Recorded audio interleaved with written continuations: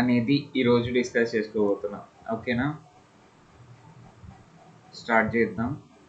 చాలా సింపుల్. ఇక్కడ నుంచి అసలు ఇంకా ఏం లేదు, మన కళ్ళకు కట్టినట్టుగా అనిపిస్తుంది. ఎందుకంటే మనకు ఆల్రెడీ ఎక్స్పీరియన్స్ ఉంటుంది వీటన్నిటితో, మనం ప్రస్తుతం చూస్తూ ఉంటాం ఇవన్నీ. ఓకేనా, so we saw that India was founder of NAM, which sought to keep an independent position between the two superpowers. ఈ నామ్ అంటే ఏంటి? ఫుల్ ఫామ్ చెప్పండి. Non-alignment movement. ఓకే, అఫ్రీన్ అను ప్రణయ్ మాత్రమే మేల్కొని ఉన్నారా? మిగతా వాళ్ళు కూడా కొంచెం రెస్పాండ్ అవుతూ ఉండాలి. వి సే దట్ నామ్ అంటే ఏంటి? Non alignment movement. Non alignment మూమెంట్ని ఫౌండ్ చేసిన ఇండియానే ఫౌండర్ అంట నామ్కి. ఓకేనా, సో ఈ టూ సూపర్ పవర్స్ కింద జాయిన్ అవ్వకుండా, ఏదో దాని కింద జాయిన్ అవ్వకుండా, వీటి రెండింటికి కాకుండా ఒక ఇండిపెండెంట్ పొజిషన్ని తీసుకొచ్చింది. ఓకేనా, ఈ నామ్ ద్వారా. India tried to base its foreign policy on the Gandhian principles of peace and non-violence. India యొక్క ఫారిన్ పాలసీ అంటే ఫారిన్ కంట్రీస్తో మనం ఎట్లా బిహేవ్ చేస్తాము అని చెప్పే పాలసీ అనేది ఏ ప్రిన్సిపల్స్ మీద బేస్ అయి ఉందంటే పీస్ అండ్ నాన్ వైలెన్స్ అనే ప్రిన్సిపల్స్ మీద బేస్ అయి ఉంది. To emphasize its determination for peace, Jawaharlal Nehru formulated his renowned Panchsheel principles. ఓకేనా, ఈ మనం పీస్ అండ్ నాన్ వైలెన్స్ మీదే బేస్ చేసుకొని ఉన్నాము ఫారిన్ పాలసీని అని చెప్పడానికి జవహర్లాల్ నెహ్రూ గారు ఏం చేశారు అంటే 5 ప్రిన్సిపల్స్ని ఇచ్చారు. వాటిని పంచ్షీల్ ప్రిన్సిపల్స్ అని చెప్పేసి చెప్తాం. ఫారిన్ పాలసీలో 5 ప్రిన్సిపల్స్ ఉంటాయి. ఓకేనా, అవేంటి అంటే జాగ్రత్తగా వినండి, చాలా మంచివి. ఓకే, ఫస్ట్ది respect for each other sovereignty and territorial integrity. Sovereignty అంటే ఏంటి? మన మ్యాటర్స్లో వేరే వాళ్ళు ఇన్వాల్వ్ అవ్వకూడదు, వేరే వాళ్ళ ఇంటర్నల్ అఫైర్స్లో కానీ మ్యాటర్స్లో కానీ మనం ఇన్వాల్వ్ అవ్వము. దాన్ని సోవర్జినిటీ అంటాం. సోవర్జినిటీ అంటే ఏంటి అంటే మన మ్యాటర్స్లో వేరే వాళ్ళు ఇన్వాల్వ్ అవ్వకూడదు. సో ప్రతి ఒక్కరి సోవర్జినిటీని మనం రెస్పెక్ట్ చేయాలి. ఫర్ ఎగ్జాంపుల్ మన లైఫ్లో తీసుకుంటే ప్రైవసీ అనేది కావాలి ఎవరికైనా. ఓకేనా, ఈ ప్రైవసీ అనేది మనం ఎంత కోరుకుంటామో వేరే వాళ్ళ ప్రైవసీని కూడా మనం దెబ్బతీయకుండా ఉండాలి. అట్లానే మనం సోవర్జినిటీకి చాలా వాల్యూ ఇస్తున్నాం. అంటే మనల్ని మన ఇంటర్నల్ అఫైర్స్లోకి వేరే కంట్రీ జోక్యం చేసుకోకూడదు అనుకుంటున్నాం. కాబట్టి ఎదుటి వాళ్ళ సోవర్జినిటీకి కూడా మనం రెస్పెక్ట్ ఇస్తూ ఉంటాం. ఓకేనా, వాళ్ళ సోవర్జినిటీ దెబ్బతినకుండా చూస్తూ ఉంటాం. దీంతో పాటు ఇంటిగ్రిటీ అని మాట్లాడుకున్నాం. Unity and integrity. ఇంటిగ్రిటీలో ఏం చెప్పుకున్నాం? Territorial integrity. ఇక్కడ ఇంటిగ్రిటీ సెన్స్ ఏంటి అంటే ప్రియాంబుల్లో టెరిటోరియల్ ఇంటిగ్రిటీ అంటే ప్రజెంట్ ఇండియాలో ఉన్న టెరిటరీస్ ఏవైతే ఉన్నాయో, ఎన్ని స్టేట్స్ ఉన్నాయి, ఎన్ని యూనియన్ టెరిటరీస్ ఉన్నాయి? 8 union territories, 29 states. ఓకే, యాక్చువల్గా 28 స్టేట్స్. గవర్నమెంట్ వెబ్సైట్ ప్రకారం 28 స్టేట్స్ అండ్ 8 యూనియన్ టెరిటరీస్. ఓకేనా, సో ఇవేవైతే ఉన్నాయో వాటన్నిటిని మన ఇండియన్ కంట్రీలో ఉన్న టెరిటరీస్ లాగా భావిస్తాం. ఇవేవి విడిపోకుండా అన్ని కలిసిమెలిసి ఉండటమే టెరిటోరియల్ ఇంటిగ్రిటీ అంటే. సో ప్రతి కంట్రీ యొక్క సోవర్జినిటీని, దాని టెరిటోరియల్ ఇంటిగ్రిటీని కూడా మనం రెస్పెక్ట్ చేస్తూ ఉండాలి. Okay, non interference in internal affairs of other countries. వేరే కంట్రీస్ యొక్క ఇంటర్నల్ అఫైర్స్లో ఇంటర్ఫియర్ అవ్వకూడదు. నెక్స్ట్ది non aggression and settlement of disputes with mutual understanding. ఏదో చిన్న ప్రాబ్లం వచ్చిందని వెంటనే అగ్రెసివ్గా తయారైపోయి ఒక వార్ని డిక్లేర్ చేసి బాంబులు వేసేసి ఇట్లా చేయకూడదు. ఏదైనా డిస్ప్యూట్ వచ్చినప్పుడు, డిస్ప్యూట్ అంటే ఏంటి? చిన్న గొడవ లాంటిది ఏదైనా వచ్చినప్పుడు మ్యూచువల్ అండర్స్టాండింగ్తో దాన్ని మనం సెటిల్ చేసుకోవాలి లేదా సాల్వ్ చేసుకోవాలి. ఇది third point. Endeavour to achieve cooperation and mutual respect in international relationships. Endeavour అంటే ఏంటి అంటే ప్రయత్నం, గట్టి ప్రయత్నం చేయాలి. దీనికి ఇంటర్నేషనల్ రిలేషన్షిప్స్లో మన కంట్రీకి వేరే కంట్రీకి మధ్య కోఆపరేషన్ తెచ్చుకోవడానికి అండ్ ఒకరినొకరు రెస్పెక్ట్ చేసుకోవడానికి విశ్వ ప్రయత్నం చేయాలి. చాలా ఎక్కువ ట్రై చేయాలి మనమే. ఓకే, ప్రమోటింగ్ పీస్ఫుల్ కో ఎగ్జిస్టెన్స్. ఏ గొడవలు లేకుండా ప్రశాంతంగా కంట్రీస్ అన్నీ ఎగ్జిస్ట్ అయ్యేటట్టు చూసుకోవాలి.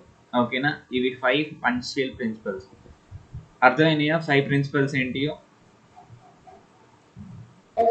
సింపుల్ గానే ఉన్నాయి కదా, ఇవి గుర్తుపెట్టుకోవాల్సిన అవసరం ఉంటుంది, ఎందుకంటే మేబీ అడిగే ఛాన్స్ ఉంది. ఆబ్వియస్లీ ఇట్లాంటి క్వశ్చన్స్ అడుగుతారు కదా ఎగ్జామ్లో. సో ఇది ఒక్కసారి అండర్లైన్ చేసుకోండి, ఇట్లా పంచీల్ ప్రిన్సిపల్స్ అని అండర్లైన్ చేసుకొని 5 ఓకేనా, గుర్తుపెట్టుకొని చదువుకోండి ఇది. These were to determine India's relations with other countries. ఈ ప్రిన్సిపల్స్ అదర్ కంట్రీస్తో ఇండియా యొక్క రిలేషన్ ఎట్లా ఉంటుంది అనేది డిటర్మైన్ చేస్తాయి. Especially it's neighbours China, Pakistan, Sri Lanka, subsequently Bangladesh. So మన నైబర్స్తో మన కంట్రీ ఎట్లా డీల్ చేస్తుంది, ఎట్లా బిహేవ్ చేస్తుంది అనేది ఈ 5 ప్రిన్సిపల్స్ మీద బేస్ అయి ఉంటుంది. సో మన నైబరింగ్ కంట్రీస్ ఏంటి చెప్పండి ఎవరన్నా? ప్రణయ్, ఆఫ్రిన్ కాకుండా ఇంకెవరన్నా కొంచెం ట్రై చేయండి. China, Bangladesh, Pakistan. Okay, great అమ్మా. సరిగ్గా చెప్పు, పూర్తిగా చెప్పేసి. చాలా నైబర్స్ ఉన్నాయి కదా మన కంట్రీకి. నేపాల్. సూపర్. ఇంకా ఈ లెఫ్ట్ నుంచి రండి, వెస్ట్ నుంచి వచ్చి సౌత్ వరకు వెళ్ళాలి. ఓకేనా, చెప్పండి మళ్ళీ ఒకసారి. చాలా సింపుల్, మీకు వచ్చు కదా, వచ్చింది చెప్పండి అంతే. జస్ట్ ఇండియాకి ఇటువైపు ఎవరు ఉంటారు? వెస్ట్ సైడ్ ఎవరు ఉంటారు? బంగ్లాదేశ్. వెస్ట్ అంటే తెలుసా? ఈస్ట్ అండ్ వెస్ట్ తెలుసా మీకు? Pakistan. Okay, west side Pakistan. Pakistan కి పైన ఇంకా ఇండియాకి నార్త్ సైడ్ ఎవరు ఉంటారు? పెద్ద కంట్రీ ఏముంటది ఇండియాకి నార్త్ సైడ్? చైనా ఉంటది. రష్యా కాదమ్మా, ఇండియాకి ఆనుకొని ఇండియాకి నార్త్ లో ఉండేది చైనా. ఓకేనా, నేపాల్ కూడా ఉంటది, భూటాన్ కూడా ఉంటది. ఇంకా వెస్ట్ సైడ్, ఈస్ట్ సైడ్ వస్తే మనకి ఇండియా ఒక చిన్న బేబీని వాటేసుకున్నట్టు ఉంటుంది. ఆ బేబీ ఎవరు? బంగ్లాదేశ్. ఓకేనా, నెక్స్ట్ది ఈ నార్త్ ఈస్టర్న్ స్టేట్స్ ఏవైతే ఉన్నాయో, నాగాల్యాండ్కి అటువైపు ఏమేమి ఉంటుంది? మయన్మార్ ఉంటుంది. ఇంతే కదా, ఇంకా ఇండియా యొక్క నైబర్స్ ఇంతేనా, ఇంకేమైనా ఉన్నాయా? శ్రీలంక. ఓకేనా, సౌత్ లో ఇండియాకి అనుకొని ఉండేది ఏంటి? శ్రీలంక. ఇవన్నీ ఇండియా యొక్క నైబర్స్. వీటితో మన రిలేషన్స్ ఎట్లా ఉంటాయి అని చెప్పేసి ఇది డిసైడ్ చేస్తుంది. ఈ 5 ప్రిన్సిపల్స్ డిసైడ్ చేస్తాయి. Okay, read through the following account of India's relationship with its neighbours and see to what extent it has been based on these principles. So ఇప్పుడు మనం ఇండియాకి కొన్ని నైబరింగ్ కంట్రీస్కి ఉన్న రిలేషన్ని క్షుణ్ణంగా చదువుకుందాం. అంటే India relationship with China, India relationship with Pakistan, Sri Lanka, Bangladesh, ఇట్లా చదువుకొని నిజంగా ఇండియా యొక్క రిలేషన్ ఈ ప్రిన్సిపల్స్ మీద బేస్ అయి ఉందా లేదా ఫైనల్గా చెప్పాలి. అంటే ఇండియా చైనా రిలేషన్ చదువుకున్న తర్వాత ఒకసారి ఆలోచిద్దాం, ఈ ప్రిన్సిపల్స్ మీద మన ఫారిన్ పాలసీ బేస్ అయి ఉందా చైనాతో డీల్ చేసేటప్పుడు అనేది ఒకసారి గమనిద్దాం. ఓకేనా, సో స్టార్ట్ చేసుకుందాం. India's relationship with China, Sino Indian relations అంటాం. ఓకేనా, సైనో అంటే చైనా అనే మీనింగ్ వస్తుంది, చైనా ఇండియన్ రిలేషన్స్. ఓకే, గుర్తుపెట్టుకోండి. సైనో ఇండియన్ అంటే మళ్ళీ కన్ఫ్యూజ్ అవ్వమాకండి. After a long struggle and violent revolution, China became a communist republic in 1949. Communist republic అయింది ఎప్పుడు? 1949లో. చైనా గురించి మనం ఏ చాప్టర్లో చదువుకున్నాం? చైనా గురించి చాప్టర్ 15 కదా, నేషనల్ లిబరేషన్ మూమెంట్స్ ఇన్ కాలనీస్లో చదువుకున్నాం. ఓకే, బాగా లాంగ్ స్ట్రగుల్, వైలెంట్ రివల్యూషన్ జరిగింది. ఏం రివల్యూషన్ జరిగింది అక్కడ? ఎవరు లీడ్ చేశారు దాన్ని? మే ఫోర్త్ మూమెంట్ ఎవరు లీడ్ చేశారు? Mao Zedong. ఓకేనా, సో వాళ్ళు ఎంత ఇబ్బందులు పడ్డారో, ఎట్లా చేశారో మనకు తెలుసు. సో అన్ని స్ట్రగుల్స్ అయిపోయిన తర్వాత 1949లో, అంటే 2 years after independence in India, China అనేది కమ్యూనిస్ట్ రిపబ్లిక్ లాగా వచ్చింది. ఓకేనా, India was one of the first countries to recognise China's communist government. Recognise అంటే ఏంటి అంటే ఒప్పుకోవడం. యాక్చువల్గా కొంతమంది ఏంటి ఒప్పుకోరు, గుర్తించరు. ఫస్ట్ ఆఫ్ ఆల్ నేను రిపబ్లిక్గా వచ్చాను, ఇండిపెండెంట్ కంట్రీగా వచ్చాను అంటే కొంతమంది గుర్తిస్తారు, కొంతమంది అసలు యాక్సెప్ట్ చేయరు. యాక్సెప్ట్ చేయకపోవడం అంటే ఏంటి అంటే ఫర్ ఎగ్జాంపుల్ ఇండియా ప్రియాంబిల్లో సోవర్జిన్ కంట్రీ అని రాస్తుంది. కానీ కొంతమంది ఎవరన్నా ఒక కంట్రీ ఇండియాని సోవర్జిన్గా ట్రీట్ చేయలేదు అనుకోండి, అది ఇండియాని ఒక సోవర్జిన్ కంట్రీ లాగా యాక్సెప్ట్ చేయనట్టే కదా. ఓకేనా?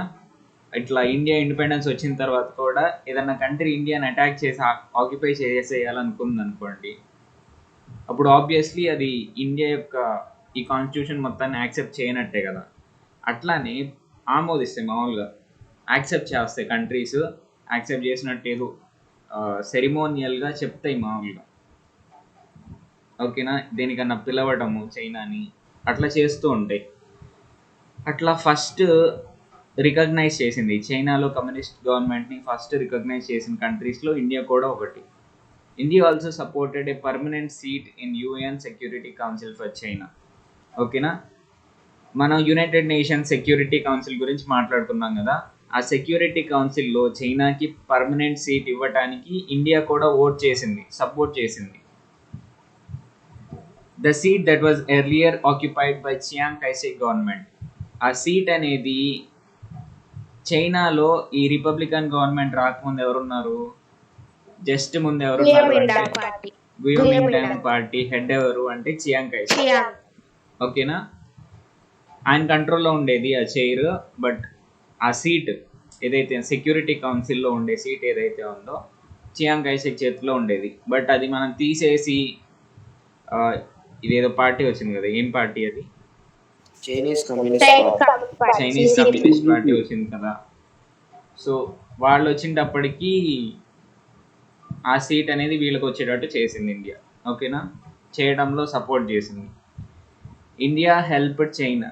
సో ఇక్కడ మనం గమనించినట్లయితే గుయోమింటాంగ్కి కమ్యూనిస్ట్ పార్టీకి తేడా ఏంటి చెప్పండి? గుయోమింటాంగ్ పార్టీ వాళ్ళు ఎట్లా రూల్ చేశారు చైనాని,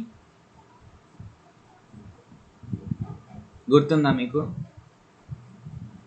బాగా రూల్ చేశారా, రూల్ చేయలేదు చెప్పండి?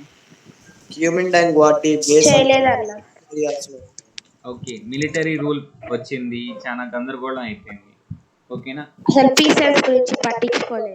అవును. సో కాబట్టి వాళ్ళని ఓవర్త్రో చేసి వీళ్ళు కమ్యూనిస్ట్ పార్టీ వాళ్ళు వచ్చారు. ఓకేనా? సో ఆ చియాంగ్ కైసెక్ ఆక్యుపై చేసిన సీటు ఇతనికి వచ్చేటట్టు చూశారు. India help China take part in banding conference in spite of their ideological differences. China యొక్క ఐడియాలజీ, ఇండియా యొక్క ఐడియాలజీ చాలా డిఫరెన్స్ యాక్చువల్గా. ఓకేనా? ఇక్కడ communist Republican type of government ఉంది కదా చైనాలో, అండ్ ఆ పార్టీకి ఎవరైతే చైర్మన్ ఉంటారో వాళ్ళే ఇంకా కంట్రీ మొత్తానికి హెడ్ అవుతారు చైనాలో. మనకు తెలిసిన విషయమే ఇది. ఇప్పుడు చైనీస్ కమ్యూనిస్ట్ పార్టీ ఉంది కదా, ఆ పార్టీ చైర్మన్ ఎవరైతే ఉంటారో, ఎప్పుడు చైర్మన్స్ మారుతూ ఉంటారు కదా, చైర్మన్ ఒక టైంలో ఎవరైతే ఉంటారో వాళ్ళే ఆ కంట్రీకి హెడ్ లాగా ఉంటారు. ఓకేనా? బట్ ఇండియాలో అట్లా కాదు, డెమోక్రసీ, చాలా మంచి మంచి ప్రిన్సిపల్స్ ఉన్నాయి. సో ఇండియాకి చైనాకి ఐడియాలజికల్ డిఫరెన్సెస్ ఉన్నాయి, వాళ్ళ థింకింగ్ డిఫరెన్సెస్ ఉంది. బట్ ఇండియా ఏం చేసింది అంటే బాండింగ్ కాన్ఫరెన్స్ ఉంది కదా, బాండింగ్ కాన్ఫరెన్స్ ఏంటి చెప్పండి ఒకసారి? ఇండోనేషియాలో జరిగిందన్నది. ఓకే, ఏ టైంలో జరిగింది, ఏ ఇయర్లో? 1955. సూపర్, 1955లో జరిగింది. ఎందుకు జరిగింది? అప్పుడే స్వతంత్రం తెచ్చుకున్న కంట్రీస్ కి ఇన్సెక్యూర్ ఫుడ్ కొరత ఉండింది, దానికోసం ఫైట్ చేసేదానికి ఇది వచ్చింది. Okay, super. అప్పుడే ఇండిపెండెంట్ కంట్రీస్ ఏవైతే ఉన్నాయో అవి చాలా స్ట్రెస్ని ఫేస్ చేస్తున్నాయి ఆ 2 పవర్ బ్లాక్స్ వల్ల. ఓకేనా? అట్లా కాకుండా వీటి యొక్క ప్రాబ్లమ్స్ మీద కాన్సన్ట్రేట్ చేస్తూ వాళ్ళలో జాయిన్ అవ్వకుండా ఉండటానికి చూస్తున్నాయి కొత్త కొత్త కంట్రీస్ అన్ని. ఇవన్నీ డిస్కస్ చేసుకోవడానికి మనకి బాండింగ్ కాన్ఫరెన్స్ అనేది ఇండోనేషియాలో జరిగింది. ఓకేనా? సో దానికి 29 కంట్రీస్ వచ్చినాయని చెప్పుకున్నాం కదా, వాటిలో చైనా కూడా ఒకటి. ఓకేనా? చైనాని దాంట్లోకి తీసుకురావడానికి ఇండియా కూడా హెల్ప్ చేసింది. Both countries sign the Panchsheel pact on 29 April 1954. ఓకేనా? అర్థమైంది కదా మీకు? ఇండియా అండ్ చైనా రెండు కలిసి పంచీల్ అగ్రిమెంట్ మీద సైన్ చేసినాయి. ఇప్పుడు 29 ఏప్రిల్ 1954 అని గుర్తుపెట్టుకోండి. The leaders of both countries visited each other's country and they were greeted by large friendly crowds.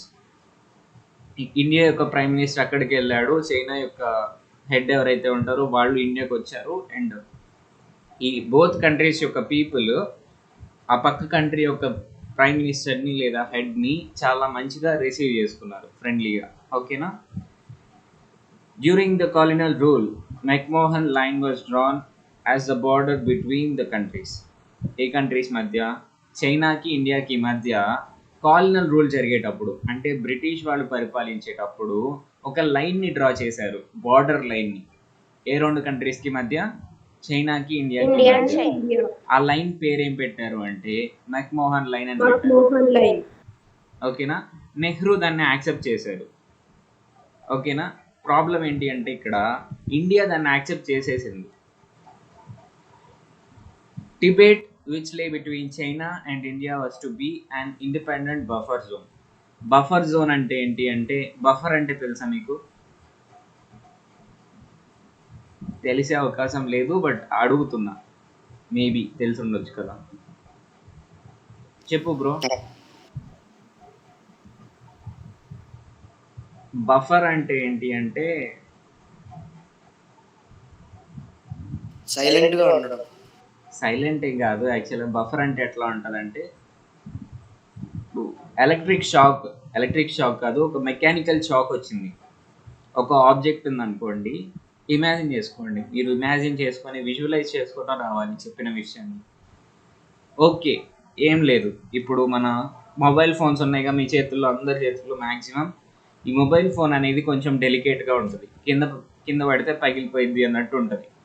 Okay, so మనం ఏం చేస్తాము, ఒక కవర్ వేస్తాం, ఒక రబ్బర్ది ఒక కవర్ వేస్తాం. కవర్ వేయటం వల్ల ఏమవుతుంది, కింద పడినప్పుడు ఆ షాక్ అనేది ఈ కవర్ని దాటుకొని మొబైల్ ఫోన్ దాకా రావాలి. ఈ రబ్బర్ కవర్ ఏం చేస్తుంది, ఆ మెకానికల్ షాక్ దీనికి తగలకుండా బఫర్ చేస్తుంది అని చెప్పొచ్చు. ఓకేనా? ఫస్ట్ ప్రొటెక్ట్ అనకూడదు, బఫర్కి ప్రొటెక్ట్కి చాలా తేడా ఉంది. ఒక ఫోర్స్ని అది తీసుకొని తర్వాత దానికి వెళ్తుంది, బఫర్లోకి వచ్చి తర్వాత మెయిన్ పార్ట్లోకి వెళ్తుంది. ఎప్పుడైనా మీరు కొన్ని హైయర్ క్లాసెస్కి వెళ్ళేటప్పటికి బఫర్ చాలాసార్లు చదువుతారు. అంతేందుకు యాసిడ్స్ బేసెస్లోనే ఇంటర్లోనే వస్తుంది నాకు తెలిసి బఫర్స్ ఇవన్నీ. ఓకేనా? జస్ట్ ఇట్లా గుర్తుపెట్టుకోండి, ఫస్ట్ దీంట్లోకి వచ్చిన తర్వాత అసలు మెయిన్ థింగ్లోకి రావాలి. అట్లానే టిబెట్ ఏదైతే ఉందో ఇండియాకి చైనాకి మధ్య ఉంది. మనం టిబెటియన్ ప్లాట్యూ పిక్చర్ చూసాం కదా, చాలా హైట్ ఉండే ప్లాట్యూ అని చెప్పేసి చూసాం ఫస్ట్ చాప్టర్లో, గుర్తుందా? ఓకే, ఎంత హైట్ ఉంటుంది టిబెటియన్ ప్లాట్యూ? జస్ట్ ఒక బిట్ లాగా ఎన్ని మీటర్స్?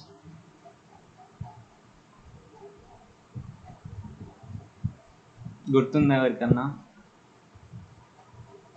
5000 అనుకుంటున్నా నేను. ఓకేనా? ఎవరన్నా చూడండి. సో ఆ టిబెటియన్ ప్లాట్యూ ఏంటి అంటే ఇండియాకి చైనాకి మధ్యలో ఒక బఫర్ జోన్ లాగా, ఇండిపెండెంట్ బఫర్ జోన్, అంటే చైనాకి సంబంధించింది కాదు, ఇండియాకి సంబంధించింది కాదు, జస్ట్ ఒక బఫర్ జోన్ లాగా యాక్ట్ చేస్తుంది. ఓకేనా? రెండు కంట్రీస్ మధ్య.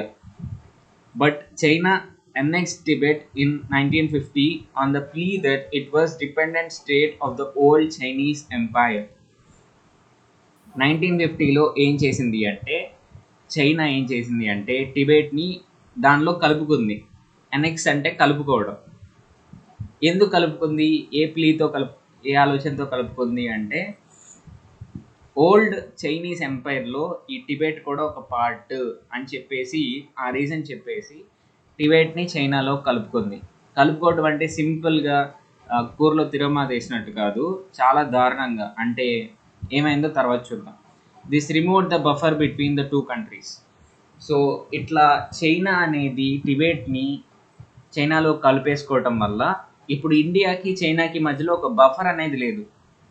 ఇప్పుడు ఇండియా చైనాని అటాక్ చేయాలనుకుంటే డైరెక్ట్గా వెళ్ళిపోయి అటాక్ చేసేయచ్చు, మధ్యలో కంట్రీ ఏం అడ్డురాదు. అలానే చైనా ఇండియాని అటాక్ చేయాలనుకుంటే డైరెక్ట్గా వెళ్ళి అటాక్ చేయొచ్చు, అవునా కదా? సో ఇప్పుడు బఫర్ అనేది పోయింది, అంటే మీకు మొబైల్ ఫోన్కి కవర్ అనేది పోయింది అన్నట్టు. అర్థమైందా ఇప్పుడన్నా బఫర్ అంటే ఏంటో? Okay, there was a revolt in Tibet which was crushed by the Chinese. So obviously Tibetan people ఏం చేశారు అంటే మాకు చైనీస్లో కలవటం ఇష్టం లేదు, మమ్మల్ని సపరేట్ ఇండిపెండెంట్ నేషన్ లాగే ఉండనియండి అని చెప్పేసి పెద్ద రివోల్ట్ చేశారు. చైనా వాళ్ళు వాళ్ళ మీద జాలతోనో అట్లా ఏం కలుపుకోలేదు, వాళ్ళ ఆక్యుపై చేసేసుకోవడానికి కలిపేసుకున్నారు. బట్ టిబెటియన్ పీపుల్ ఎవరైతే ఉన్నారో వాళ్ళకి చైనా వాళ్ళని ఆక్యుపై చేసుకోవడం ఇష్టం లేదు, రివోల్ట్ చేశారు. కానీ రివోల్ట్ని క్రష్ చేసేసారు చైనీస్, సప్రెస్ చేసేసారు. Thousands of Tibetans escaped along with Dalai Lama and took refuge in India. So వేల టిబెటియన్స్ ఎస్కేప్ అయ్యాయి. ఇప్పుడు టిబెట్లో ఎక్కువ మంది ఉండరు, తక్కువ మందే ఉంటారు. వాళ్ళలోనే thousands of Tibetans Dalai Lama అనే ఒక రిలీజియస్ లీడర్ ఉన్నారు, ఆయనతో కలిసి ఇండియాలోకి వచ్చేసారు పారిపోయి. ఓకేనా. రెఫ్యూజ్ అంటే ఏం లేదు,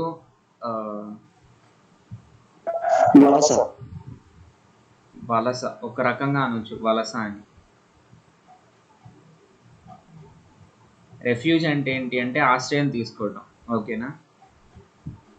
పారిపోయొచ్చు వలసలో నుంచి, వలస అంటే మైగ్రేట్ అయ్యొచ్చు లేకపోతే పారిపోయొచ్చు, ఒకళ్ళ దగ్గర ఆశ్రయం తీసుకున్నాం అనుకో దాన్ని రెఫ్యూజ్ అంటాం. India gave asylum to Dalai Lama. Okay, asylum అనే పదాన్ని చాలా జాగ్రత్తగా అర్థం చేసుకుందాం. అసైలం అంటే మీకు తెలుసా ఏంటో? మీరు చదువుకొని ఉంటారు ఇదివరకు, గుర్తెచ్చుకోండి. అసైలం అంటే ఏంటి? అది కూడా ఆశ్రయం ఇచ్చిందని.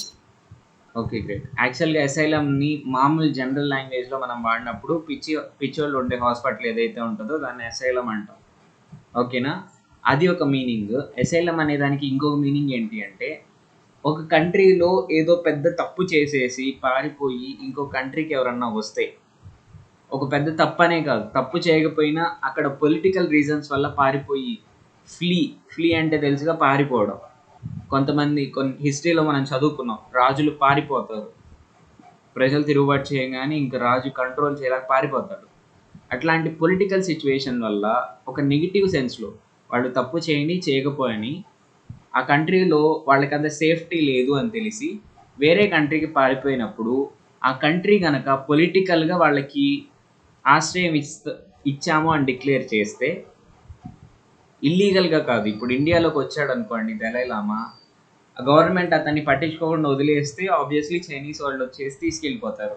అట్లా కాకుండా దలై లామా ఇండియాలోకి వచ్చాడు, మేము అతన్ని ప్రొటెక్ట్ చేస్తాం ఇప్పటి నుంచి అని చెప్పి ఒక ప్రెస్ రిలీజ్ చేసింది అనుకోండి, ఇండియన్ గవర్నమెంట్లో ఎవరో ఒక పర్సన్ అట్లా రిలీజ్ చేశాడు అనుకోండి, అప్పుడు దలై లామాకి ఇండియా అసైలం ఇచ్చింది అని చెప్పి చెప్పొచ్చు. అర్థమైందా మీకు? అర్థమైందా అర్థం కాలేదా? అర్థమైంది. Okay, great. This clashed a conflict. ఇప్పుడు చైనీస్ ఏమో టిబెట్ని ఆక్యుపై చేసుకున్నారు, దాన్ని అట్లా ఆక్యుపై చేసుకోవడం టిబెటియన్ పీపుల్కి ఇష్టం లేదు. ఆ టిబెటియన్ పీపుల్కి లీడర్ ఎవరు అంటే దలై లామా. వీళ్ళు ఎట్లానో ఫైట్ చేశారు, మాకు ఇష్టం లేదని చెప్పేసి రివోల్ట్ చేశారు. ఆ రివోల్ట్ని సప్రెస్ చేయడానికి చేశారు చైనీస్ వాళ్ళు. సప్రెస్ చేయటం అంటే ఏంటి? ఎదురు తిరిగిన వాళ్ళని చంపేయటం లేకపోతే జైల్లో వేసేయటం. అట్లా చేస్తున్నారని చెప్పేసి వీళ్ళు పారిపోయి వచ్చేసారు. అంటే అక్కడ శిక్ష తప్పించుకొని వచ్చారు. అంటే చైనీస్ వాళ్ళకి కోపం వస్తుందా లేదా? వాస్తవంగా చూసుకుంటే రాకూడదు, ఎందుకంటే వాళ్ళ తప్పు అక్కడ ఉంది కాబట్టి. కానీ ఇప్పుడు మన కంట్రీ ఉంది, మన కంట్రీలో ఒక ఫర్ ఎగ్జాంపుల్ మిలిటెంట్ అంటే వీళ్ళని ఏమంటాం, కొంతమంది ఉంటారు కదా తీవ్రవాదులు ఇంగ్లీష్లో ఏమంటాం? ఓకే, సారీ, టెర్రరిస్ట్ ఎవరైతే ఉన్నారో వాళ్ళు ఇండియాలో మనం శిక్ష అయిపోతున్నాం అనుకోండి, వాడు పారిపోయి ఏదో కంట్రీలో దాక్కున్నాడు. ఓకేనా. మనకి తెలుసు వాడు ఆ కంట్రీలోనే ఉన్నాడని, ఆ కంట్రీ గవర్నమెంట్కి కూడా తెలుసు. అండ్ ఆ గవర్నమెంట్ వాళ్ళని ప్రొటెక్ట్ చేస్తూ ఉందనుకోండి, ఆబ్వియస్లీ మనకి ఆ కంట్రీ యొక్క గవర్నమెంట్ మీద కోపం వస్తుందా లేదా? అట్లానే చైనీస్ వాళ్ళు పనిష్ చేయాల్సిన పీపుల్ని వీళ్ళు చాలా జాగ్రత్తగా చూసుకుంటూ ప్రొటెక్ట్ చేస్తున్నారు కాబట్టి ఒక కాన్ఫ్లిక్ట్ అనేది అరైజ్ అయింది. అప్పటి వరకు లేదు, అప్పుడే అరైజ్ అయింది ఇండియాకి చైనాకి మధ్య. ఓకేనా. ఒకరికి హెల్ప్ చేయడం వల్ల ఇండియా ఇంత ప్రాబ్లంలో పడింది. మొన్న మధ్య కూడా వార్ దాకా వచ్చింది కదా situation. And Chinese started considering India as an adversary. So ఈ సంఘటనతో ఇండియాని చైనా వాళ్ళు ఒక ఎనిమీ లాగా చూడటం మొదలుపెట్టారు. Prior to this, a border dispute has surfaced between India and China. So ఈ సంఘటన జరగకముందు కూడా ఒక బార్డర్ డిస్ప్యూట్ అంటే ఒక 4 ఊర్లు ఉన్నాయనుకోండి, ఈ 4 ఊర్లు నాయని చైనా వాళ్ళు అంటారు, కాదు నాయి మెక్మోహన్ లైన్కి ఇటువైపు ఉన్నాయని చెప్పేసి ఇండియా వాళ్ళు అంటారు. ఓకేనా? సో ఇట్లాంటి ఒక బార్డర్ డిస్ప్యూట్ అనేది వచ్చింది. China laid claim to Aksai Chin area in Ladakh region and much of Arunachal Pradesh. China అనేది క్లెయిమ్ చేసింది ఈ అక్సాయ్ చిన్ రీజియన్, ఇప్పుడు ఇండియా కంట్రోల్లో ఏదైతే ఉందో ఆ అక్సాయ్ చిన్ రీజియన్, లడఖ్లో ఉన్న అక్సాయ్ చిన్ రీజియన్ అండ్ అరుణాచల్ ప్రదేశ్లో మోస్ట్ ఆఫ్ ద పార్ట్ మా కంట్రీకి సంబంధించిందని చెప్పేసి క్లెయిమ్ చేసింది. Despite many efforts and long discussions, the conflicts have never been resolved till today. So ఇప్పటికీ కూడా దీని గురించి డిస్కస్ చేసుకుంటూనే ఉన్నారు, ఎఫర్ట్ పెడుతూనే ఉన్నారు దీన్ని సాల్వ్ చేయడానికి. బట్ ఇప్పటికి కూడా ఇది సాల్వ్ అవ్వలేదు, ఈ బార్డర్ డిస్ప్యూట్ చైనాకి ఇండియాకి మధ్య. ఓకేనా? China invaded India in October 1962, violating the peace treaties it signed with India. ఓకేనా? మనకి ఎప్పుడు పంచీల్ అగ్రిమెంట్ మీద సైన్ చేశారని చెప్పుకున్నాం, 1954లో సైన్ చేశారు కదా. ఇంకా ఒక ఎన్ని ఇయర్స్లో అటాక్ చేశారు? 8 ఇయర్స్లో. అంటే 1962 అక్టోబర్లోనే చైనా వాళ్ళు ఇండియా మీదకి దండెత్తేసి వచ్చేసారంట, అంటే యుద్ధానికి వచ్చేసారు. దేన్ని వయలేట్ చేశారు? వాళ్ళు అగ్రిమెంట్ మీద సైన్ చేశారు కదా, మనం గొడవ పడుకోవద్దు, ఇట్లా మంచిగా ఉండాలి అని, పంచీల్ అగ్రిమెంట్ మీద. సో ఆ ప్రిన్సిపల్స్ అన్నిటినీ వయలేట్ చేసేసి ఇండియా మీదకి యుద్ధానికి వచ్చారు. మెయిన్ రీజన్ ఏంటి? ఇండియాని ఆక్యుపై చేసుకోవడానికి. So India was not prepare for this surprise attack and suffered much losses. ఈ సర్ప్రైజ్ అటాక్కి ఇండియా రెడీగా లేదు కాబట్టి చాలా లాస్ పడింది, చాలా లాస్ అయింది. ఇప్పుడు ఏ వార్లో? 1962 వార్, గుర్తుపెట్టుకోండి. మేజర్ వార్ విత్ చైనా, ఇండియాకి చైనాకి జరిగిన మేజర్ వార్. నాకు తెలిసి ఇండిపెండెంట్ ఇండియాకి జరిగిన ఫస్ట్ వార్ ఇదే, గట్టి వార్. చాలా లాస్ అయింది ఇండియా, ఎందుకంటే వాళ్ళు ఏమి ఇన్ఫార్మ్ చేయాల. పాతకాలంలో ఏంటి అంటే వాలి సుగ్రీవుల యుద్ధం జరిగేటప్పుడు ఏం చేస్తారు గుర్తుందా? గట్టిగా అరిసి పిలిచి ఫైట్ చేసుకుంటారు ఎదురు పడుకొని. సుగ్రీవుడు వచ్చి గట్టిగా అరిసి పిలుస్తాడు, మీకు లెసన్లో ఉందో లేదో నాకు గుర్తులేదు. బయటకు వచ్చి యుద్ధం చేసుకుంటారు. ఇక్కడ అట్లా లేదు, సర్ప్రైజ్గా ప్రశాంతంగా నిద్రపోతున్నాం అనుకున్న టైంలో వెనక నుంచి వచ్చి బాణం వేస్తే ఎట్లా ఉంటుందో అట్లా చేశారు, సర్ప్రైజ్ అటాక్ ఇచ్చారు. చాలా లాస్ పడింది ఇండియా.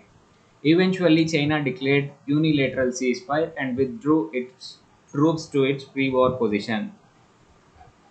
ప్రీ వార్ పొజిషన్ అంటే ఏంటి అంటే, ఇప్పుడు మనకి మెక్మోహన్ లైన్ ఏదైతే ఉందో, మనం లైన్ ఆఫ్ కంట్రోల్ అని ఏదో ఒకటి అంటూ ఉంటాం, మెక్మోహన్ లైన్. ఆ లైన్కి 4-5 కిలోమీటర్ల వెనకాల, లేకపోతే ఒక 100 మీటర్స్ వెనకాల ట్రూప్స్ అనేవి ఉంటూ ఉంటాయి. ఇటువైపు ఏమో ఇండియన్ ట్రూప్స్ ఉంటాయి, అటువైపు ఏమో చైనీస్ ట్రూప్స్ ఉంటాయి. ఎప్పుడైతే ఈ వార్ వచ్చిందో, ఈ వార్ టైంలో చైనీస్ ఏం చేశారు అంటే ఆ లైన్ దాటేసి లోపలికి వచ్చేసి వీళ్ళతో ఫైట్ చేసేసారు. ఓకేనా? కాకపోతే కొన్నాళ్ళకి ఏం చేసింది అంటే, ఇట్లా ఫైట్ చేసిన తర్వాత యూనిలేటరల్ సీజ్ ఫైర్. ఇండియా ఏంటి ఫైట్ చేస్తూనే ఉంది, యుద్ధాన్ని ఆపేద్దాం అనే ఫీలింగ్ ఏం లేదు ఇండియాకి. కానీ సడన్గా చైనా ఏం చేసింది, యూనిలేటరల్ సీజ్ ఫైర్ని డిక్లేర్ చేసింది. యూనిలేటరల్ సీజ్ ఫైర్ అంటే అర్థం ఏంటి అంటే, చైనా మొత్తం ఇంకా యుద్ధాన్ని విరమించేసినట్టు.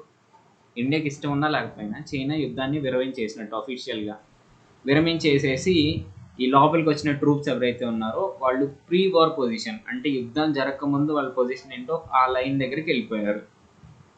ఓకేనా? అర్థమైందా ఇంతవరకు?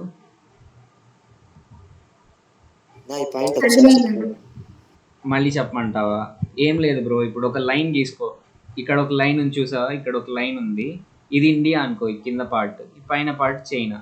ఇప్పుడు ఇక్కడేమో ఇండియన్ ట్రూప్స్ ఉంటాయి ఈ లైన్కి కొంత దూరంలో కింద, ఈ లైన్కి కొంత దూరంలో పైన ఏమో చైనీస్ ట్రూప్స్ ఉంటాయి. ఎందుకు? కాపలా కాస్తూ ఉంటాయి, టెరిటరీస్ని కాపలా కాసుకుంటూ ఉంటాయి. ఇప్పుడు ఈ వార్ టైంలో ఏం చేశారు అంటే, చైనీస్ సోల్జర్స్ని ఇటు పంపించేశారు, లైన్ క్రాస్ చేసి వచ్చేసారు. ఈ వీళ్ళే చైనీస్ ట్రూప్స్ అనుకోండి, వచ్చేసి బాగా ఫైట్ చేసుకున్నారు ఇండియన్ ట్రూప్స్తో. సడన్గా అటాక్ వచ్చింది ఇది. కానీ కొన్నాళ్ళకి ఏం చేశారు అంటే చైనా వాళ్ళే యూనిలేటరల్ సీజ్ ఫైర్ని డిక్లేర్ చేశారు. యూనిలేటరల్ సీజ్ ఫైర్ అంటే, సీజ్ ఫైర్ అంటే ఏంటి? ఫైరింగ్ ఆపడం, అంటే పేల్చడం, కాల్చడం ఇట్లాంటివి ఆపేయటం. ఓకేనా? వాళ్ళ సైడ్ నుంచి వాళ్ళు యుద్ధాన్ని ఆపేసామని చెప్పేసి అఫీషియల్గా డిక్లేర్ చేశారు. సో ఈ చైనీస్ ట్రూప్స్, ఇండియాలోకి వచ్చిన ట్రూప్స్ ఎవరైతే ఉన్నారో వాళ్ళు కూడా వెనక్కి వెళ్ళిపోయారు. ఓకేనా? ప్రీ వార్ ఓకే అన్న. పొజిషన్ అంటే వార్కి ముందు వాళ్ళ పొజిషన్ ఎక్కడ ఉందో ఆ పొజిషన్కి వచ్చేసారు. ఒక 100 మీటర్స్ దూరంలో ఉంటారు కదా బార్డర్కి, ఆ పొజిషన్కి వచ్చేసారు. అర్థమైందా? అర్థమైందన్న. Okay. It took more than a decade to resume normal relations. ఈ యుద్ధం అయిపోయిన తర్వాత, యుద్ధం ఎప్పుడు జరిగింది ఇప్పుడు డిస్కస్ చేసుకున్న యుద్ధం 1962.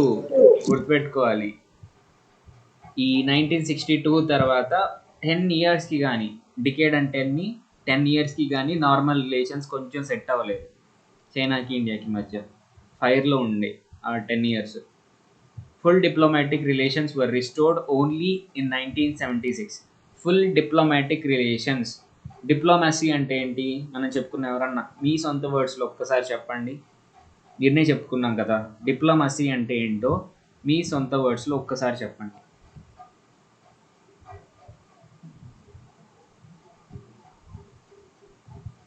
ఎవరన్నా చెప్తారా? ట్రై చేస్తారా? రిలేషన్షిప్. రెండు కంట్రీస్ మధ్య గొడవలు ఉన్నా చెప్పు, క్లియర్గా చెప్పు. రెండు కంట్రీస్ మధ్య గొడవలు ఉన్నా రిలేషన్ మెయింటైన్ చేయడం. టాక్టిక్గా కొంచెం క్లవర్గా ఆ రిలేషన్ని మెయింటైన్ చేయాలి. చిన్న చిన్న క్లాషెస్ ఉన్నా కూడా కంట్రీస్ మధ్య క్లవర్గా టాక్టిక్స్తో వాళ్ళ రిలేషన్ని మెయింటైన్ చేయటాన్ని డిప్లొమసీ అంటాం. సో ఇట్లాంటి డిప్లొమాటిక్ రిలేషన్స్ అంటే మంచి రిలేషన్స్ వాళ్ళిద్దరి మధ్య సెట్ అయింది ఎప్పుడు అంటే మళ్ళీ 1976లో మాత్రమే మళ్ళీ రీస్టోర్ అయింది, నార్మల్ స్టేట్లోకి వచ్చినాయి. Now both countries have strategic as well as economic advantage as they are recognized as rising powers of Asia. ఇప్పుడు రెండు కంట్రీస్కి కూడా స్ట్రాటజిక్ అంటే వార్ విషయంలో అడ్వాంటేజ్ చాలా ఉంది, అండ్ ఎకనామిక్గా కూడా అడ్వాంటేజ్ చాలా ఉంది. ఎందుకంటే ఏషియాలో రైజింగ్ పవర్స్ ఏంటి అంటే ఇండియా అండ్ చైనా అనే చెప్తూ ఉంటారు. The two countries today have the ambition of emerging as a major world economic and political powers.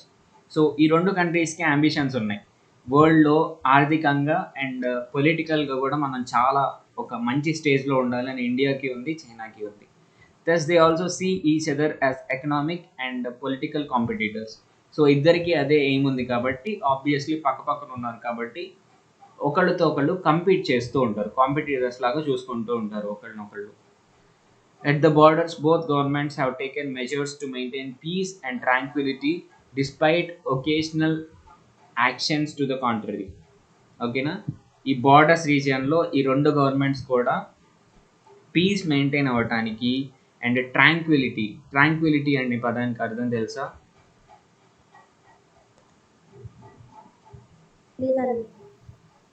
తెలీదా?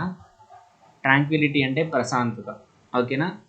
ఈ శాంతిని, ప్రశాంతతని ఈ బార్డర్ రీజియన్లో మెయింటైన్ చేయడానికి చాలా మెజర్స్ తీసుకున్నాయి. ఓకేనా?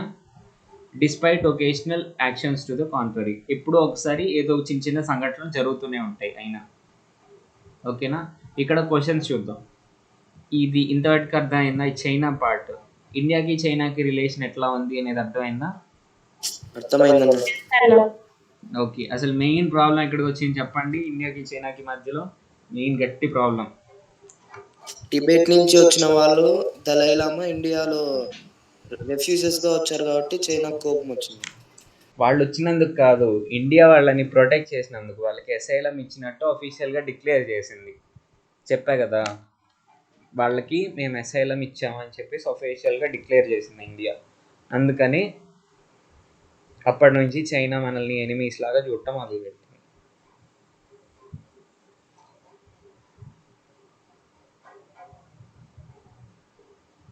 ఓకే, ఈ క్వశ్చన్ మీరే ఆన్సర్ చేయాలి. Do you think it was correct for India to give refuge to Dalai Lama and his Tibetan followers? చెప్పండి. దలై లామాకి అతని ఫాలోవర్స్ ఎవరైతే ఉన్నారో వాళ్ళకి ఇండియా అసైలం ఇవ్వటం కరెక్టేనా కాదా? కరెక్టే అన్న. ఎందుకు? కాదన్న. ఫస్ట్ కరెక్ట్ అన్నది ఎవరో చెప్పండి, దానికి ఎక్స్ప్లెనేషన్ ఇవ్వండి. తర్వాత కాదన్నది ఎవరో చెప్పండి, ఎక్స్ప్లెనేషన్ ఇవ్వండి. ఓకేనా? అలవాటు అవుతుంది. స్టార్ట్ చేయండి.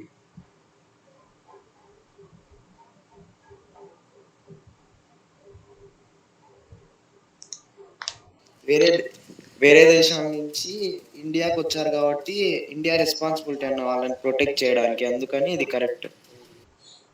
సరే,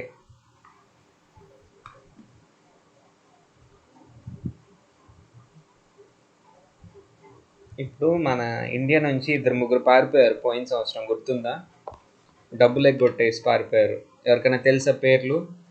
న్యూస్ని ఫాలో అయ్యేవాళ్ళు. Vijay Mallya. Great bro, super. ఇంకా ఓకే, అట్లా పారిపోయారు కదా. పారిపోతే వేరే కంట్రీ ప్రొటెక్ట్ చేస్తుంటే ఇప్పుడు ఇండియాకి ఇబ్బంది కదా. యాక్చువల్గా కరెక్ట్ యాక్ట్ కాదు. బట్ ఈ విషయంలో నీ ఎక్స్ప్లెనేషన్ అయితే కంప్లీట్గా లేదు బ్రో, కొంచెం గట్టిగా చెప్పాలి. ఇంకా తప్పు అని చెప్పిన వాళ్ళు ఎవరో చెప్పండి, రీజన్ ఏంటో చెప్పండి. అన్న ఇప్పుడు మనం రెఫ్యూజ్ ఇచ్చామనుకో అన్న, ఆ టిబెట్ ని మనం ఆక్రమించుకున్నట్టు వాళ్ళకి అనిపించిద్ది అన్న. టిబెట్ని వాళ్ళు ఆక్యుపై చేసేసుకున్నారు, మనం ఆక్రమించలేదు. ఇంకా అక్కడ అంటే నుంచి వాళ్ళు మనం రెఫ్యూజ్ ఇచ్చాం కన్నా, అప్పుడు మనం సపోర్ట్ చేసి వాళ్ళని మనం తీసుకుంటామేమో అని వాళ్ళు అనుకుంటారు. ఇంకెక్కడ బ్రో తీసుకునేది, ఇంక అయిపోయింది అది. టిబెట్ అనేది కలిసిపోయింది చైనాలో,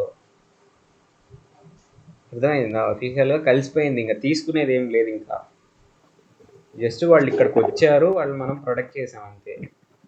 ఎగ్నిస్ట్ గా వెళ్తున్నాం కన్నా, మరి అగెయిన్స్ట్గా వెళ్తున్నాం, మరి వాళ్ళు తప్పు చేస్తున్నారు కదా. వాళ్ళు ఇప్పుడు టిబెట్ వాళ్ళకి ఇష్టం ఉండి చైనా ఆక్యుపై చేసేసుకొని ఉంచుకుంటే బాగానే ఉంటుంది. ఇష్టం లేకుండా చేసేసింది, వాళ్ళని టార్చర్ చేసేస్తుంది అనుకో. ఫర్ ఎగ్జాంపుల్ వాళ్ళు ఉండలేరు, ఇక్కడికి వచ్చేసారు. ఒక హ్యూమన్ లాగా ఆలోచిస్తే మనం ఇక్కడ ఆబ్వియస్లీ జాగ్రత్త చూసుకుంటాం లేదా, మనకు ఆ ఎబిలిటీ ఉన్నప్పుడు. జస్ట్ అడుగుతున్నా.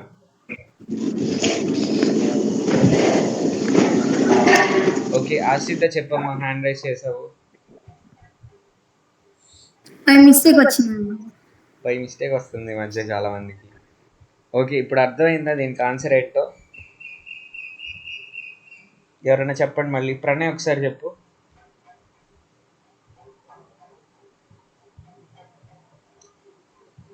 ఓకే, మీరే చెప్పండి. ఏంటి బ్రో? మీరే చెప్పండి అన్న. నేను చెప్పా కదా, అర్థం కాలేదా మీకు? యాక్చువల్లీ ఇక్కడ జరిగింది ఏంటి అంటే, వాళ్ళకి ఇష్టం లేకుండా ఆక్యుపై చేసుకున్నారు, వాళ్ళని సప్రెస్ చేశారు, కాబట్టి వాళ్ళు ఇటు వచ్చేసారు వెంటనే. దాన్ని భరించలేరు కదా. ఎనీ హ్యూమన్ బీయింగ్ ప్రశాంతంగా ఫ్రీగా బతకాలనుకుంటారు, ఒకళ్ళు కంట్రోల్లో ఉండాలి అనుకోరు, కాబట్టి వాళ్ళు ఇటు వచ్చేసారు. యాక్చువల్గా ఒక హ్యూమన్ లాగా ఆలోచించండి. ఒక కంట్రీకి ప్రాబ్లమ్స్ వస్తాయనే విధంగా ఆలోచించకుండా ఒక హ్యూమన్ బీయింగ్ లాగా ఆలోచించుంటే, ఒక మంచి హీరోయిక్ హ్యూమన్ బీయింగ్ లాగా ఆలోచిస్తే, అట్లాంటి ప్రాబ్లంలోంచి వచ్చిన వాళ్ళని ఎవరైనా ప్రొటెక్ట్ చేస్తారు, వాళ్ళకి పవర్ ఉంటే కనుక. ఎందుకు అంటే మళ్ళీ అక్కడికి పంపించేశారనుకోండి, ఆబ్వియస్లీ వాళ్ళు చాలా స్ట్రగుల్ని అనుభవించాల్సి ఉంటుంది వాళ్ళ లైఫ్ మొత్తం. కానీ ఎట్లనో పారిపోయి వచ్చేసారు, ఇక్కడ ప్రశాంతంగా ఉంటుంది వాళ్ళకి, కాబట్టి ఇక్కడే ఉండనిస్తారు, వాళ్ళని ప్రొటెక్ట్ చేస్తారు, వాళ్ళకి ఎబిలిటీ ఉంది కాబట్టి. సో నేనైతే ఇండియా చేసింది కరెక్ట్ అని కంప్లీట్గా చెప్పట్లేదు, బట్ 90% కరెక్ట్. కానీ ఏ విషయంలో అయినా కొంచెం టాక్టిక్స్ వాడితే ఏంటి అంటే, ఆ టాక్టిక్స్ అనేవి అందరికీ రావు అంత ఈజీగా. ట్యాక్ట్ని వాడితే ఏంటి అంటే, ఒక ప్రాబ్లమ్ని మనం భలే సాల్వ్ చేయొచ్చు, ఆ సొల్యూషన్లో నుంచి మళ్ళీ ప్రాబ్లం పుట్టకుండా చూసుకోవచ్చు. గుర్తుపెట్టుకోండి, మీకు ఆ స్టోరీ ఉంది గుర్తుందా? Money lender, black and white stones story గుర్తుంది ఎవరికన్నా?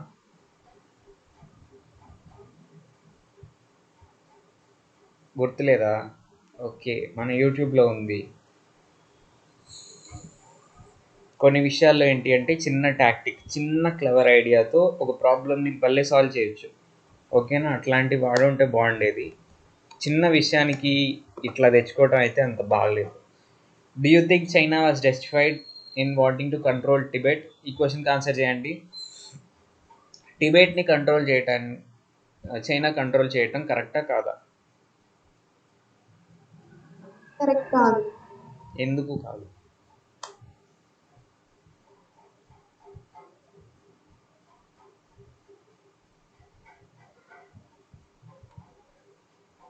రీజన్ రీజన్ చెప్పాలి. కరెక్ట్ గా లేదు సార్. ఎందుకంటే ఓల్డ్ ఓల్డ్ చైనీస్ ఎంపైర్ లో ఉందని ఆక్యుపై చేయడం ఎంత కరెక్ట్ సార్, వాళ్ళకి ఇష్టం లేకుండా. కరెక్ట్ కాదు, ఇంకా అదే రీజన్. ఇంకా వాళ్ళకి ఇష్టం ఉండి ఆక్యుపై ఆక్యుపై కాదు కలిపేసుకుంటే ఓకే, వాళ్ళకి ఇష్టం లేకుండా కలుపుకోవడం కరెక్ట్ కాదు కదా. ఆబ్వియస్లీ కరెక్ట్ కాదు. ఇక్కడ ఎప్పుడైనా మనం ఆలోచించేటప్పుడు ఒక హ్యూమన్ బీయింగ్ పాయింట్ ఆఫ్ వ్యూలోనే ఆలోచించాలి. ఒక country at the end of the time e governance ఇవన్నీ ఏంటి అంటే హ్యూమన్ బీయింగ్ హ్యాపీగా బతకడానికే కదా. సో హ్యూమన్ బీయింగే హ్యాపీగా లేనప్పుడు ఇంకెందుకు అక్కడ ఆ ప్రాసెస్ జరగటం, ఉపయోగం ఏం లేదు. సో కాబట్టి I don't think China is justified in wanting to control the Tibet because ఏమని రాస్తారు, Tibetan people are not interested to, do not like to join China, and China also suppressed a lot of people, and people are feeling అనేది ఇంకా పెరిగిపోయింది. ఇట్లా suppress చేస్తున్నారు ఏంటి అని, China అంటే అయిష్టం అనేది ఇంకా పెరిగిపోయింది Tibetan పీపుల్లో. To what extent do you think both the countries can forget about their past conflicts over the boundaries and develop meaningful cooperation and friendship? Okay, ఈ గొడవలు ఈ యుద్ధాలు జరిగినాయి, చాలా జరిగినాయి ఇండియాకి చైనాకి మధ్య. ఇవన్నీ మర్చిపోయి ఎంతవరకు ఈ రెండు కంట్రీస్ కలిసి కోఆపరేట్ చేసుకొని ఫ్రెండ్షిప్ చేయగలవంటారు చెప్పండి. టు వాట్ ఎక్స్టెంట్ అంటే ఎంతవరకు? కొంతవరకునా చాలా వరకునా? ఆ క్వశ్చనే కొంచెం వింతగా ఉంది. ఫ్రెండ్లీగా కోఆపరేట్ చేసుకోగలుగుతాయి అంటారా ఈ సంఘటనలన్నీ జరిగిన తర్వాత రెండు కంట్రీస్?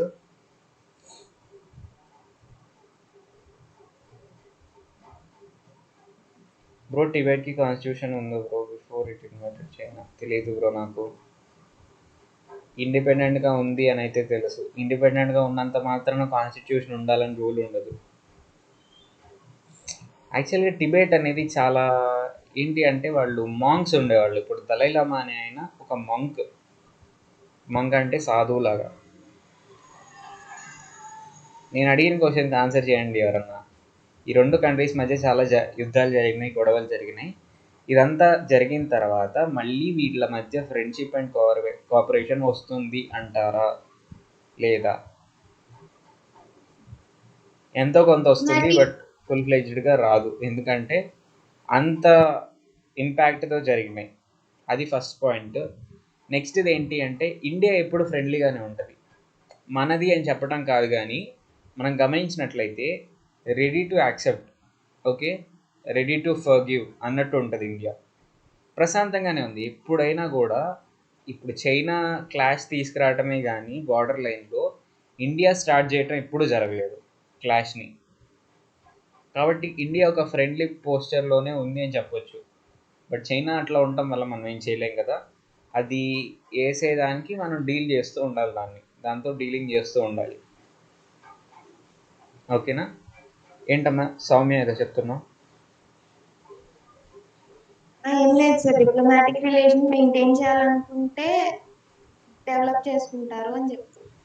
డిప్లొమాటిక్ రిలేషన్స్ ఇప్పుడు ఉన్నాయి యాక్చువల్గా, బట్ అంత ఫ్రెండ్లీనెస్ అయితే రాదు కంట్రీస్కి మధ్యలో. ఎప్పుడు అదొక ఫీల్ ఉంటుంది కదా. ఇప్పుడు వాళ్ళ కాన్ఫిడెంట్గా తెలుసు యాక్చువల్గా చైనా యొక్క గవర్నమెంట్ మైండ్ సెట్తో మీరు ఆలోచిస్తే, వాళ్ళ పొజిషన్లో ఆలోచిస్తే మనల్ని ఎప్పటికీ ఇండియా అటాక్ చేయదు అని వాళ్ళకి తెలుసు. కానీ బట్ ఇండియా పాయింట్ ఆఫ్ వ్యూలో ఆలోచిస్తే ఎప్పుడు చైనా అటాక్ చేస్తుందో కూడా తెలియదు, ఎప్పుడైనా చేయొచ్చు అన్నట్టు ఉంటుంది సిచ్యువేషన్. ఇట్లా ఉంది పరిస్థితి. ఇంకా ఫ్రెండ్షిప్ ఎక్కడి నుంచి వస్తాయి చెప్పండి? ప్రణయ్ చెప్పు bro. Bro sorry bro, by mistake వచ్చింది. ఓకే, సో నెక్స్ట్ ఇంకా 10 minutes ఉన్నాయి. స్కూల్ ఉందా ఈరోజు? ఉందన్న, స్కూల్ ఉంది.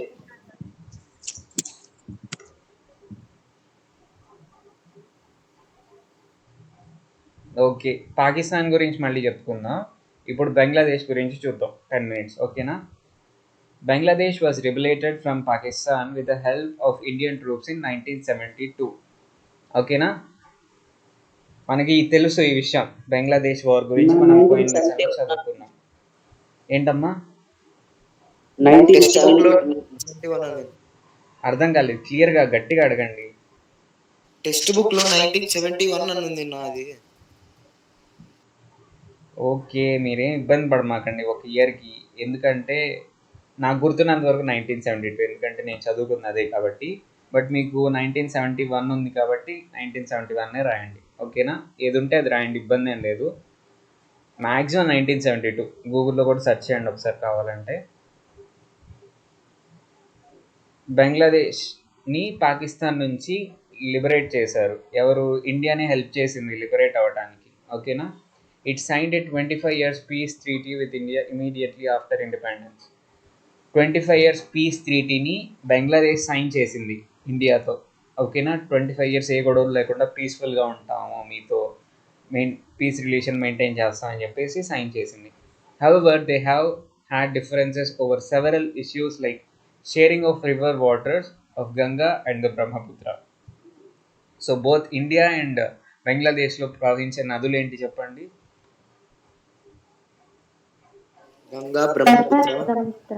గంగా, బ్రహ్మపుత్ర మేజర్ రివర్స్ కదా. అసలు బ్రహ్మపుత్ర స్పెషాలిటీ ఏంటి చెప్పండి?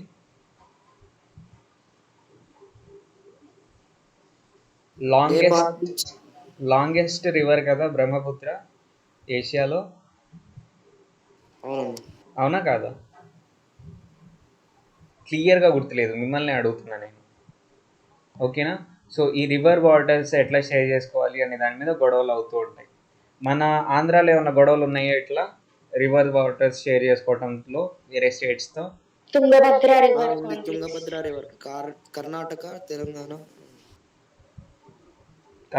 తెలంగాణనా? ఓకే, యాక్చువల్గా తమిళనాడు అని చెప్పా కదా నేను చదువుకుంది, అక్కడ కావేరీ రివర్ ఫ్లో అవుతూ ఉంటుంది. కావేరీ రివర్ ఇదేంటి కర్ణాటకలో స్టార్ట్ అయిపోయి ఇక్కడికి రావాలి, కాకపోతే తమిళనాడులోని అగ్రికల్చర్ ల్యాండ్ ఎక్కువ ఉంటుంది, కాబట్టి వీళ్ళు ఏమంటారు అంటే తమిళనాడుకి ఎక్కువ వాటర్ కావాలి అంటారు, ఓకేనా? సో దాంతోపాటు వాళ్ళు కూడా మా దగ్గర ఉంది కాబట్టి మేము వాడుకొని మీకు ఇస్తాం మిగిలినవి అంటారు. ఇట్లా ఎప్పుడు అది ఒక ఫైనల్ సొల్యూషన్ ఇచ్చినా కూడా మళ్ళీ ఫైట్ చేసుకుంటూ ఉంటారు. ఎందుకో గవర్నమెంట్ చెప్పింది ఈ కర్ణాటక ల్యాండ్ ఏరియా ఇంత ఉంది, కల్టివేట్ చేసినా ఇన్ని వాటర్ సరిపోతాయి అని చెప్పింది. ఆ తమిళనాడుకి ఇన్ని వాటర్ ఇవ్వండి అంటే ఒక 40% ఏమో కర్ణాటక, 60% ఏమో తమిళనాడు అన్నట్టు చెప్పింది గవర్నమెంట్. ఫర్ ఎగ్జాంపుల్ చెప్పినా కూడా ఇంకా క్లాష్ చేసుకుంటూనే ఉంటారు. సో ఇట్లా కొన్ని ఇష్యూస్కి సొల్యూషన్స్ ఏ ఉండవు, ఈ పాలిటిక్స్ వల్ల చాలా విషయాల వల్ల రన్ అవుతూనే ఉంటాయి అవి. అట్లానే బంగ్లాదేశ్కి ఇండియాకి మధ్యలో రివర్ వాటర్స్ని ఎట్లా షేర్ చేసుకోవాలి అనే విషయంలో చానాల నుంచి ఇష్యూస్ ఉంటూనే ఉన్నాయి. India also oppose the large scale illegal migration of people of Bangladesh into India. So మనం ఏం చెప్పుకున్నాం, ఎప్పుడు ఏ ప్రాబ్లం వచ్చినా బంగ్లాదేశ్లో చిన్న అన్స్టెబిలిటీ వచ్చింది అనుకోండి, పాలిటిక్స్లో అన్స్టెబిలిటీ కానీ ఏ విషయంలో అన్స్టెబిలిటీ వచ్చినా వెంటనే బంగ్లాదేశ్లో నుంచి ఇండియాలోకి వచ్చేస్తారు పీపుల్. మీకు తెలుసో లేదో ఈ విషయం, మనం ఎక్కడ చూసాం ఇది? ఈ మైగ్రేషన్ గురించి మనం ఆల్రెడీ మాట్లాడుకున్నాం. ఎప్పుడైతే వెస్ట్ పాకిస్తాన్ వాళ్ళు ఈస్ట్ పాకిస్తాన్ వాళ్ళని సరిగ్గా ట్రీట్ చేయట్లేదో అప్పుడే మైగ్రేషన్ చేయటం మొదలు పెట్టేశారు వాళ్ళు, ఇల్లీగల్ మైగ్రేషన్ అవి. ఏంటమ్మా? బంగ్లాదేశ్ వార్ గురించి మాట్లాడుతున్నప్పుడు. అవునవును, ఇప్పుడు కూడా బంగ్లాదేశ్ వార్ టైంలో యాక్చువల్గా ఏంది ఎక్కడుంది అది, ఓకే నేను బయట చదివినట్టున్నా. 2 parties విన్ అవుతాయి, అంటే వెస్ట్ పాకిస్తాన్లో ఒక పార్టీ విన్ అవుతుంది, ఈస్ట్ పాకిస్తాన్లో ఒక పార్టీ విన్ అవుతుంది. బట్ వెస్ట్ పాకిస్తాన్లో వాళ్ళు ఈస్ట్ పాకిస్తాన్లో విన్ అయిన పార్టీకి పవర్ ఇవ్వము అంటారు, అండ్ ఈస్ట్ పాకిస్తాన్కి కొంచెం దాని గవర్నెన్స్ అది చేసుకునేటట్టు ఇవ్వము, మా కంట్రోల్లోనే ఉండాలి అన్నట్టు చెప్తారు, ఓకేనా? సో ఇంక అప్పటి నుంచి సప్రెస్ చేయటం మొదలు పెడతారు ఈస్ట్ పాకిస్తాన్ అంటే బంగ్లాదేశ్ని, ఓకేనా? సో అట్లా వాళ్ళు ప్రాబ్లం ఫేస్ చేసే కొద్దీ ఇండియాలోకి రావటం మొదలు పెడతారు పీపుల్ అంతా. ఇండియా అప్పుడే చాలా బర్డన్ ఫేస్ చేస్తుంది కదా, వీళ్ళు ఆ బర్డన్కి ఇంకొంచెం యాడ్ అవుతారు. ఓకేనా. ఈ ఇల్లీగల్ మైగ్రేషన్ ఏదైతే ఉందో లార్జ్ స్కేల్లో ఉండిద్ది. ఇవేవి 10 మంది 20 మంది రావటం కాదు, లక్షల మంది వస్తూ ఉంటారు. ఎంత కష్టం అసలు భరించటం. ఇప్పుడు ఇండియా మొత్తానికి ఆ ప్రాబ్లం తెలియకపోయినా కూడా ఆ రీజన్లో ఉండే విలేజెస్లో ఎట్లా ఉంటుంది అంటే కుప్పలు కుప్పలుగా ఉంటాయి ఇల్లు, కుప్పలుగా ఉంటారు పీపుల్. చాలా ఇబ్బందిగా ఉంటుంది అక్కడ ఉండే వాళ్ళకి. ఓకేనా. దాన్ని అపోజ్ చేస్తూ ఉంది ఇండియా, ఇట్లా అలో చేయమాకండి మీ పీపుల్ని ఇండియాలోకి రావటాన్ని అని. మరి తర్వాత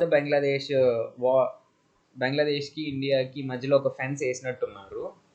కానీ the Bangladesh government objected the fencing of borders by India to prevent illegal entry. ఇప్పుడైతే ఫెన్సింగ్ జరిగిపోయింది, బట్ అప్పుడు ఫెన్స్ వేస్తాము అని ఇండియా చెప్పినప్పుడు ఇల్లీగల్ ఎంట్రీని ఆపడానికి ఫెన్స్ వేస్తాము.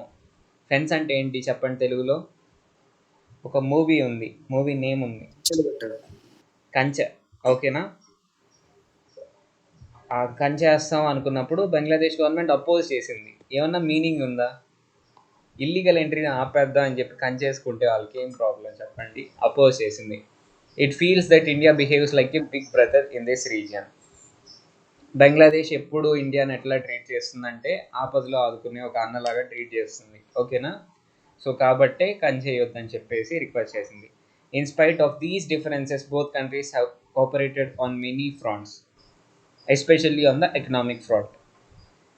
ఇన్ని ఇబ్బందులు ఉన్నాయి, చిన్న ఇబ్బందులు ఉన్నాయి, మేజర్ ఇబ్బందులు ఏం లేవు ఈ రెండు కంట్రీస్కి మధ్య. అయినా కూడా చాలా విషయాల్లో ఇవి బాగా కోఆపరేట్ చేసుకున్నాయి. ముఖ్యంగా ఆర్థికంగా చాలా హెల్ప్ చేసుకున్నాయి ఒకదానికి ఒకటి. Bangladesh is a integral part of Indian look east policy to link up south Asia with Myanmar. ఓకేనా. ఒక పాలసీ ఉందంట, దాని గురించి డీటెయిల్గా ఇవ్వలేదు. లుక్ ఈస్ట్ పాలసీ అనే పాలసీ ఉంది, అది ఇండియన్ పాలసీ. ఓకేనా. ఆ ఇండియన్ పాలసీ లుక్ ఈస్ట్ పాలసీలో బంగ్లాదేశ్ కూడా ఒక ఇంపార్టెంట్ పార్ట్ అంట. ఓకేనా. Both have cooperation on disaster management. ఏదైనా డిజాస్టర్స్ వచ్చినప్పుడు, ఇప్పుడు బ్రహ్మపుత్ర ఉంది అంటే అసలు ఎట్లా అంటే ఫ్లడ్డింగ్స్ అట్లా ఉంటాయి బ్రహ్మపుత్ర వల్ల. ఓకేనా. ఈ విషయాల్లో ఒకదానికి ఒకటి హెల్ప్ చేసుకుంటూ ఉంటాయి ఇట్లాంటి డిజాస్టర్స్, న్యాచురల్ కెలామిటీస్ వచ్చినప్పుడు.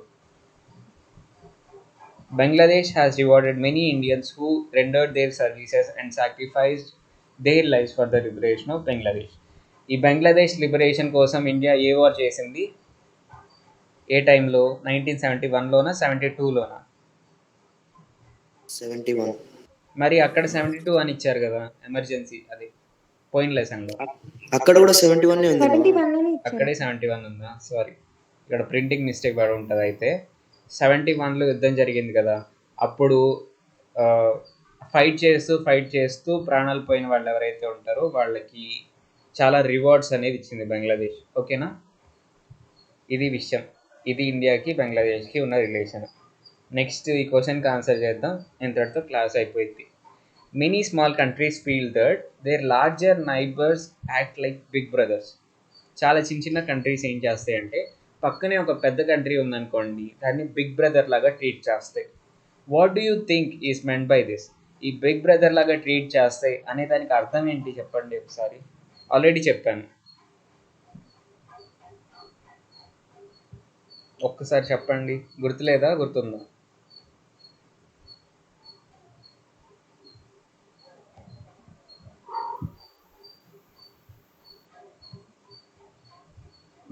గుర్తులేదా అన్న చెప్పండి ఒకసారి.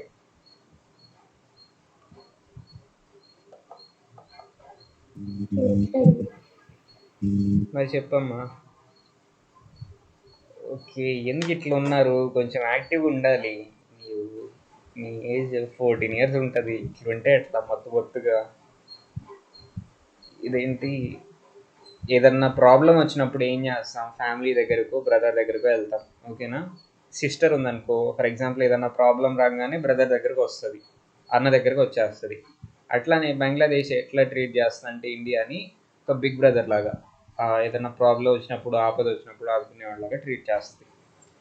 ఇది మీనింగ్, బిగ్ బ్రదర్ అనే పదానికి మీనింగ్ అది. చిన్న కంట్రీస్ పక్కన ఉండే పెద్ద కంట్రీస్ని బిగ్ బ్రదర్స్ లాగా ట్రీట్ చేస్తాయి. అంటే వాళ్ళకి ఏదైనా ప్రాబ్లం వచ్చినప్పుడు హెల్ప్ని ఎక్స్పెక్ట్ చేస్తాయి ఆ పెద్ద కంట్రీ నుంచి. ఓకేనా? Look at the map of India and Bangladesh and see why cooperation between the two countries is vital of importance to both. Okay, India and Bangladesh map ఎట్లా ఉంటుంది చెప్పండి? స్పెషాలిటీ ఏంటి? ఇండియాకి చైనాకి అండ్ ఇండియాకి బంగ్లాదేశ్కి డిఫరెన్స్ ఏంటి చెప్పండి? ఇండియాలో బంగ్లాదేశ్ అనేది కలిసిపోయింది. నేను ఇందా చెప్పుకున్నా కదా, అసలు చుట్టూ ఇండియా ఉంటుంది, లోపల మధ్యలో ఒక పార్ట్ బంగ్లాదేశ్ లాగా ఉంటుంది. బంగ్లాదేశ్ చుట్టూ కూడా ఇండియానే ఉంటుంది. ఒకవేళ ఇండియా నెగిటివ్గా బిహేవ్ చేయదు. ఆబ్వియస్లీ ఇండియా నెగిటివ్గా బిహేవ్ చేస్తే బంగ్లాదేశ్కి చాలా ప్రాబ్లమ్స్ వస్తాయి. అలానే బంగ్లాదేశ్ నెగిటివ్గా బిహేవ్ చేస్తే ఇండియాకి చాలా ప్రాబ్లమ్స్ వస్తాయి. ఎందుకంటే ఇండియా లోపలే ఉంది, అది చాలా ఈజీ. ఇప్పటికీ కూడా ఇల్లీగల్ మైగ్రేషన్ జరుగుతుంది. మనం న్యూస్లో చూస్తూనే ఉన్నాం. కౌస్ని మీరు ఎప్పుడన్నా చూసారా? కౌస్ని బార్డర్లో ఇల్లీగల్గా ఎట్లా చేస్తారు అనేది అంత దారుణం చూడలేము అసలు. ఒక పోల్కి కట్టేసి పైకి ఎత్తుతారు, క్రెయిన్లోనో దేంట్లోనో పైకెత్తి కౌని అటు పెడతారు. క్రాస్ చేయలేరు కదా ఎట్లయినా. కాబట్టి ఒక ఏమంటాం దాన్ని, క్రెయిన్ ఉంటుంది కదా, క్రెయిన్ ఇంగ్లీష్లో ఏమంటాం? క్రెయినే అంటామా? యూఎస్బి అంటాం. యూసీబీనో యూఎస్బీనో ఏదో అంటాం. ఎవరన్నా చెప్పండి, ఇన్పుట్ ఇవ్వండి కొంచెం. తెలియదా మీకు? యూసీబీనా? ఓకే, ఆ యూసీబీకి కట్టేస్తారు ఆవుని, దాన్ని పైకి లేపుతారు గాల్లోకి, ఆ బార్డర్కి అవతలు పెట్టేస్తారు. చాలా స్ట్రగుల్ అవుతుంది. ఓకేనా? సో అట్లా ఇప్పటికి కూడా జరుగుతుంది. ఎంత ఈజీగా ఉంటుందో అట్లా పీపుల్ రావటం కానీ ఏదైనా విషయం జరగటం చాలా ఈజీగా ఉంటుంది. కాబట్టి సెక్యూరిటీ పర్పస్ విషయంలో చూసుకుంటే ఫ్రెండ్లీగా ఉంటేనే ప్రశాంతంగా ఉండగలుగుతాం.